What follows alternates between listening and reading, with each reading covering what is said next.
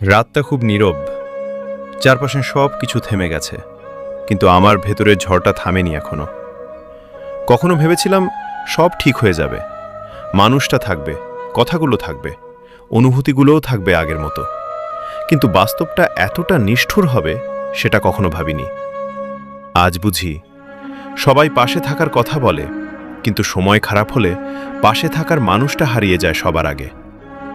তুমি বলেছিলে আমি কখনো ছেড়ে যাব না। আজ সেই কথাগুলোই সবচেয়ে বেশি কষ্ট দেয়, কারণ তুমি নেই, কিন্তু কথাগুলো এখনো আমার মাথার ভেতর ঘুরে বেড়ায়।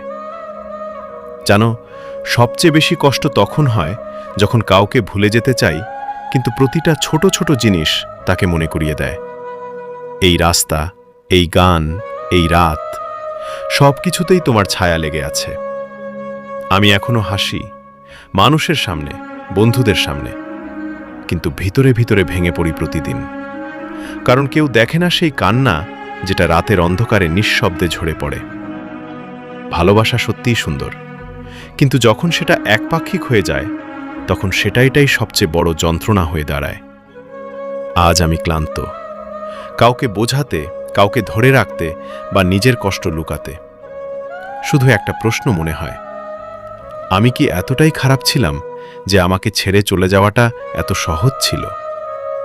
হয়তো উত্তরটা আর কোনোদিন পাবো না, কিন্তু একটা জিনিস শিখে গেছি, সবাই থাকে না, সব কথা সত্যি হয় না, আর সব ভালোবাসা শেষ পর্যন্ত টিকে থাকে না।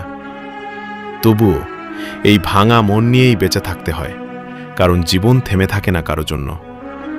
কিন্তু জানো, এই নীরব কষ্টগুলোই একদিন আমাকে আরও শক্ত করে তুলবে। হয়তো একদিন আমি আবার হাসব, সত্যি করে, মন থেকে। কিন্তু আজ এই রাতটা শুধু কষ্টের, শুধু তোমার স্মৃতির। আর আমার নতুন অপ্রকাশিত শব্দ চ্যানেলটাকে অবশ্যই সাবস্ক্রাইব করবেন। ইতি, তোমাদের সম্পদ ভাই।